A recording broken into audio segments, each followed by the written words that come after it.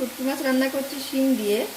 তো প্রথমে আমি কড়াইতে সর্ষের তেল দিয়েছি, দিয়ে ওর মধ্যে ফার্স্টে রসুন ফোড়ন দিয়েছি, দিয়ে পেঁয়াজটাকে জাস্ট দিয়ে এখন একটু নুন হলুদ দিয়ে ভাজা ভাজা করছি।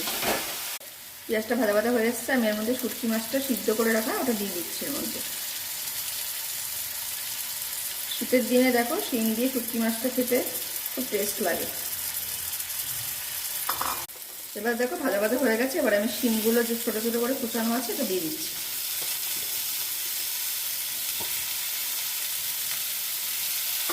এটা ভালো করে এবার মেশাবো।